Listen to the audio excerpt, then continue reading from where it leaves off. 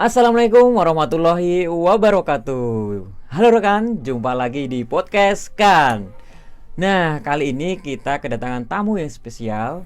Beliau merupakan salah satu sosok tim pengembang yang melahirkan skema akreditasi Kan, yaitu skema halal. Kita langsung sambut. Selamat siang Pak Amar. Selamat siang Pak Eko. Gimana kabarnya Pak Amar? Alhamdulillah baik. Pak Eko sehat? Alhamdulillah.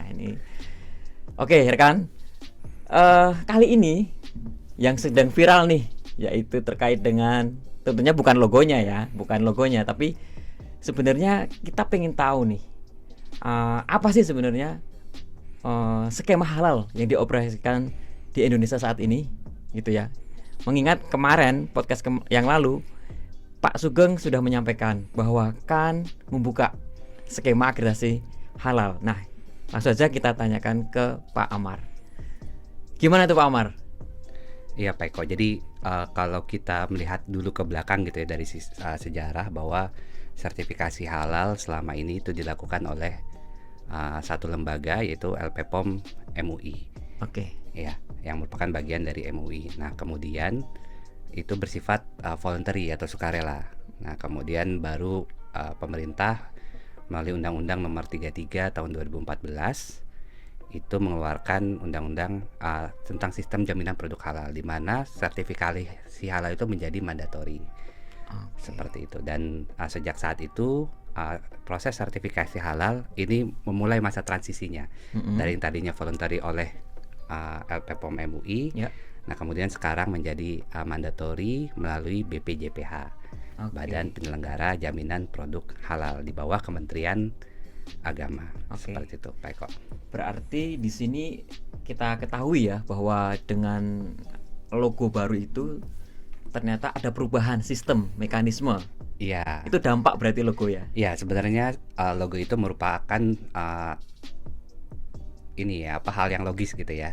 Dalam artian itu suatu hal yang tadinya voluntary kemudian menjadi mandatori oleh negara, oleh BPJPH. BPJPH sebagai scheme owner, regulator juga menggunakan tanda kesesuaian baru. Seperti itu Pak Eko. Nah, dengan skema yang baru akreditasi halal yang dimana tadi disampaikan adalah itu sifatnya mandatori, dengan adanya skema yang ada di Kan yang jauh-jauh sebelumnya sudah beroperasional, apakah ada kaitannya nantinya atau seperti apa?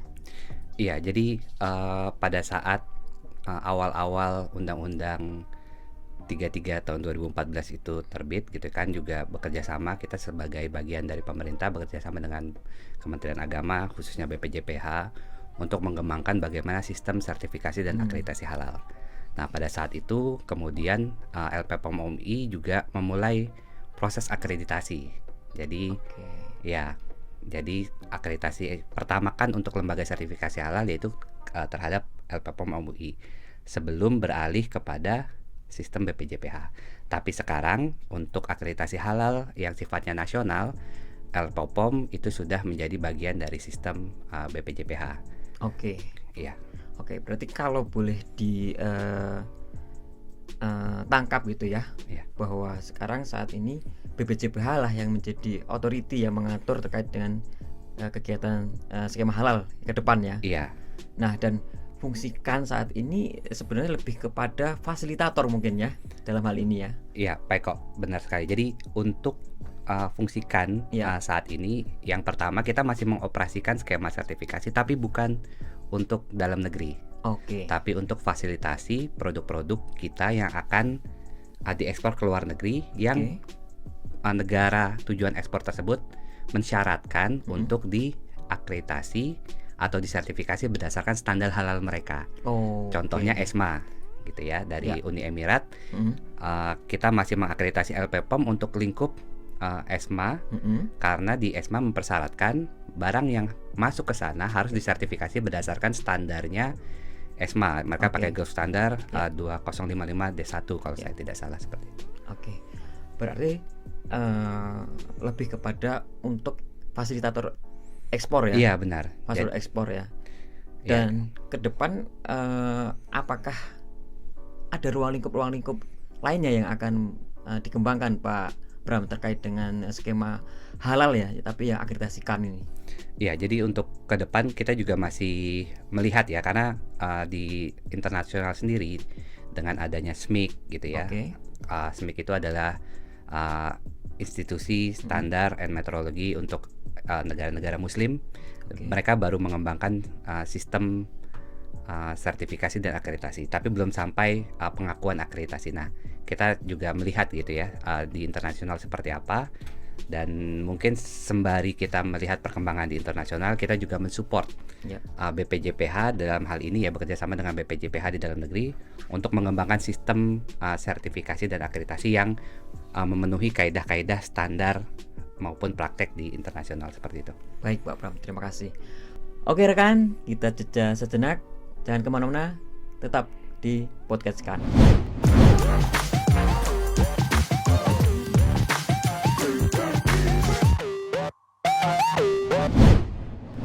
Oke rekan, kita kembali di podcast kan. Nah, tadi kita sudah banyak sekali bincang-bincang terkait dengan skema halal yang ada saat ini, dan tentunya juga skema halal yang under akreditasikan. Nah, oke, kita lanjut dengan Pak Amar nih.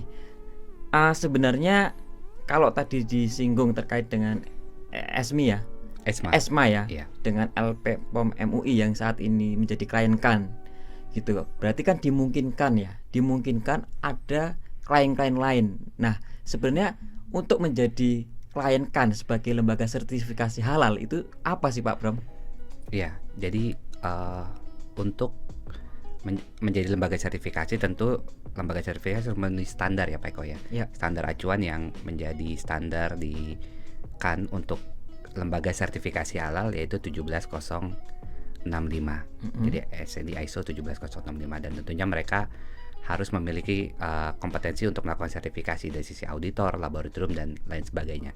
Nah, ini mungkin yang sedikit berbeda dengan konsep Skema LPH, halal. ya, lembaga pemeriksa halal yang ada di sistem nasional kita. Gitu. Oke. Kalau di dalam sistem nasional kita, prosesnya hanya sampai proses pemeriksaan.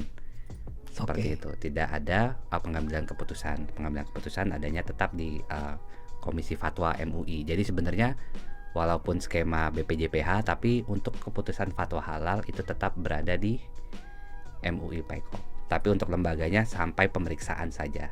Oke. Nah, ketika lembaga pemeriksa halal atau lembaga ingin mengajukan sertifikasi kepada kan, maka tentunya dia harus memenuhi 17065 secara utuh ya, dari mulai proses seleksi, kemudian proses evaluasi, audit, gitu, kemudian sampai dengan pengambil keputusan seperti itu.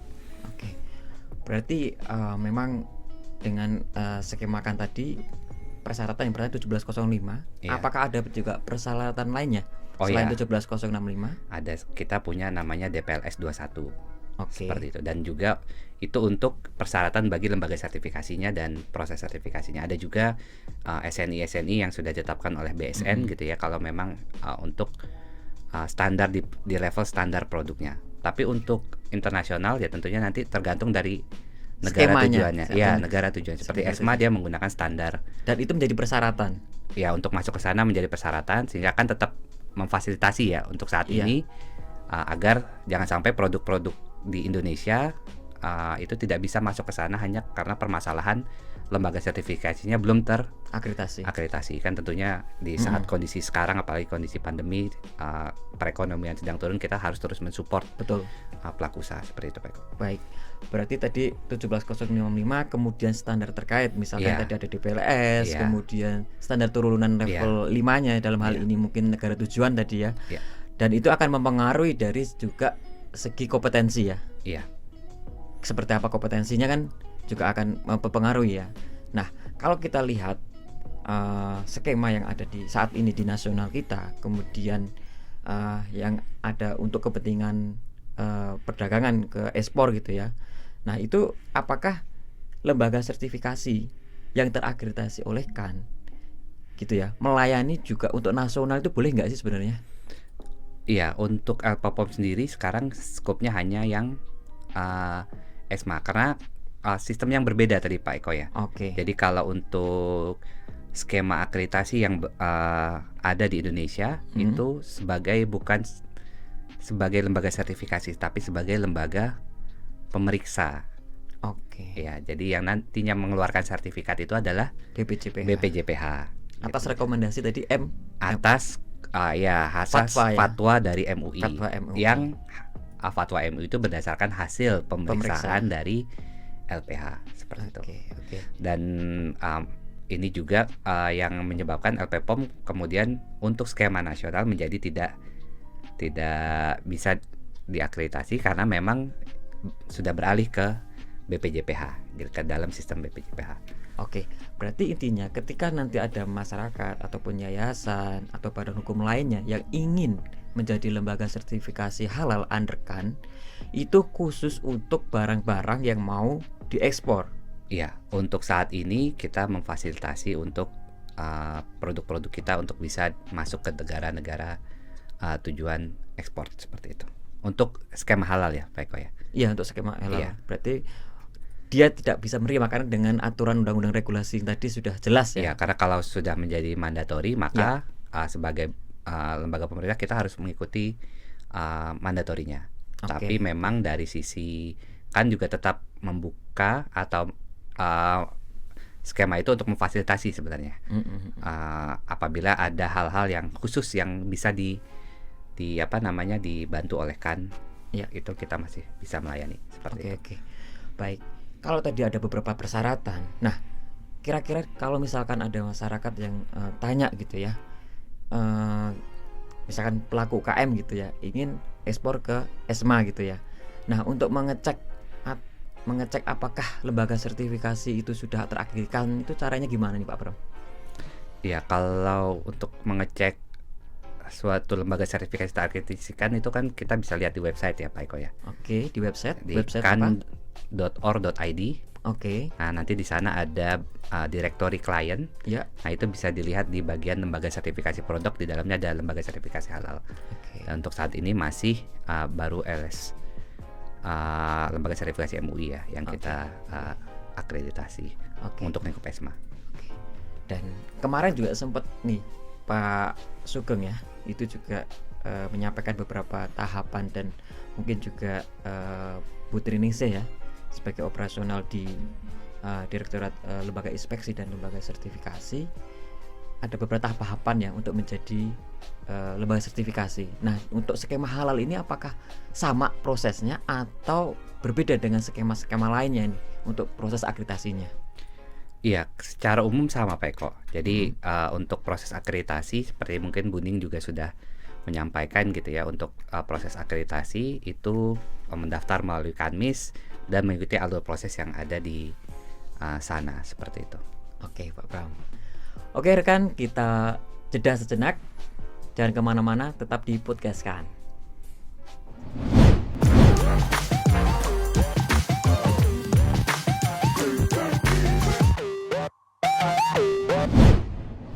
Oke rekan, kita kembali lagi di podcast CAN.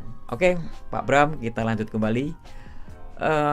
Tadi kan agak sensitif ya kalau bicara halal gitu ya. Iya. Kemudian tantangan CAN ke depan juga cukup besar, bagaimana memfasilitasi perdagangan antar negara ekspor dan daya saing tentunya. Nah, dari sisi CAN sebenarnya bagaimana untuk menunjang sumber daya yang dimiliki dari asesor dan sebagainya. Ke depan kan semakin besar. Nah, apa langkah-langkahnya untuk itu? Ya Pak, kalau untuk skema akreditasi yang kita operasikan sendiri gitu ya, yaitu untuk ESMA, kita dalam melakukan akreditasi selalu mencari atau menggunakan personel yang memang memiliki kompetensi di sana. Dalam beberapa kasus pun kita juga menggunakan personel dari MUI ataupun dari regulator gitu ya, yang memahami terkait dengan kegiatan atau akreditasi sertifikasi halal ini Pak Eko. Dan untuk negara-negara ekspor lainnya ya kita masih melihat kondisi seperti apa, mana yang bisa kita fasilitasi, dan harapannya sih itu bisa terus kita operasikan supaya bisa memfasilitasi produk-produk kita ke luar negeri seperti itu. Oke Pak Bram, pertanyaan terakhir nih Pak Bram untuk rekan semua yang nonton YouTube ini nih, kira-kira ada pesan-pesan ya terkait dengan produk halal terhadap masyarakat atau nanti pelaku usaha, atau nanti ya mungkin ada juga lembaga sertifikasi, karena mungkin masih satu ya, mungkin ada lagi, kira-kira ada pesan khusus? Iya, untuk skema yang dioperasi oleh kan itu kan sifatnya voluntary, jadi kami sangat terbuka untuk apabila ada dari pelaku usaha, terutama apabila ada kesulitan-kesulitan untuk melakukan ekspor ke beberapa negara gitu. Nah, kita bisa bekerja sama bersama-sama untuk melihat apa persyaratan di sana dan mungkin bisa kita fasilitasi. Jadi kalau memang ada para pelaku usaha yang kesulitan mengekspor karena halal ataupun karena hal lainnya gitu ya, itu bisa berkomunikasi dengan KAN, dengan BSN untuk mencari jalan keluar dari permasalahan tersebut. Apabila memang permasalahannya terkait dengan standar ataupun terkait dengan halal, seperti itu Pak Eko. Oke, baik. Baik, Pak Pram, terima kasih banyak atas waktunya dan sudah meluangkan segala ya Sama-sama Pak Eko. gagasan, ide dan pengetahuannya terkait dengan halal ya. Mudah-mudahan Pak Pram tidak kapok lagi untuk podcast hari ini. Dan rekan, jangan lupa terus tonton channel YouTube Komite Akreditasi Nasional, dan jangan lupa subscribe, share, and like. Dan mudah-mudahan KAN akan terus berkembang dan dapat memberikan layanan terbaiknya guna mendukung daya saing bangsa. Saya Eko Agus Purnomo undur diri, sampai jumpa di podcast KAN selanjutnya.